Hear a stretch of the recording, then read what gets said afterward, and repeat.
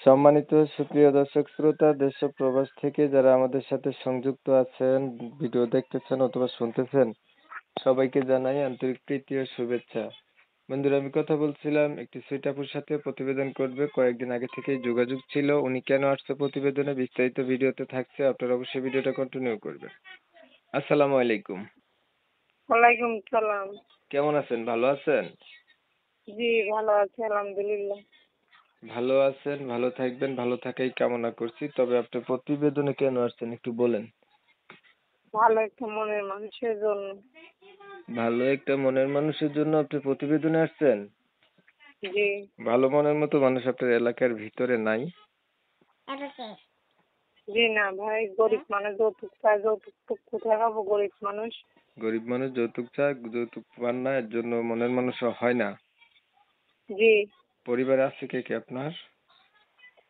আছে, খালা আছে, খালু আছে, বাবা মা কেউ নাই, ভাই বোন নাই। খালা খালুর কাছে থাকেন? জি। বয়স কত আপনার? 18। বিয়ে হয়েছে নি আগে পরে একবারও? জি না, জি না। আচ্ছা, কি করেন আপনি? সেলাই মেশিন এর কাজ করি। পড়াশোনা কতটুকু করছেন? ক্লাস 6।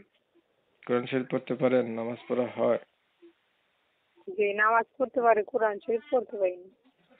আহ, আচ্ছা, আপনার বিষয়টা আমি একটু ক্লিয়ার করছি। প্রিয় দর্শক শ্রোতা, আপনারা শুনছিলেন এই যে আমি কথা বলছিলাম, আপুটি একটা ভালো মনের মতো মানুষ চায়। বলে রাখা ভালো, না কিন্তু বিয়ে হয় নাই। পরিবারে ওনার মা বাবা কেউ নাই, খালা খালুর কাছে থাকে। এই 18 বছর, না 19 বছর বলছিলেন কেন? জি।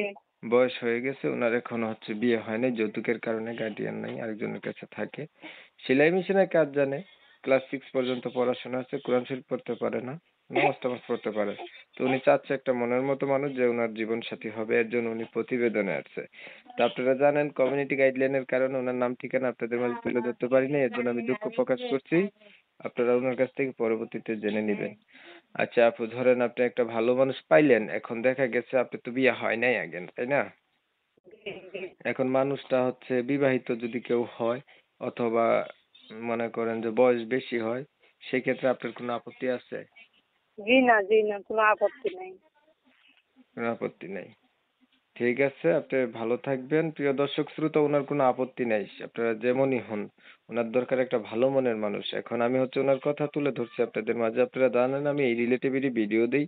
এগুলা কথাবার্তা শোনার পরে যাদের কাছে ভালো লাগছে, ওনার কাছ থেকে জেনে নিবেন। তবে কমিউনিটি গাইডলাইনের কারণে ওনার নাম এবং ঠিকানা আপনাদের মাঝে তুলে ধরতে পারি নাই, দুঃখ প্রকাশ করলাম। আপনারা অবশ্যই ওনার কাছ থেকে ওনার নাম ঠিকানা পরবর্তীতে জেনে নিবেন।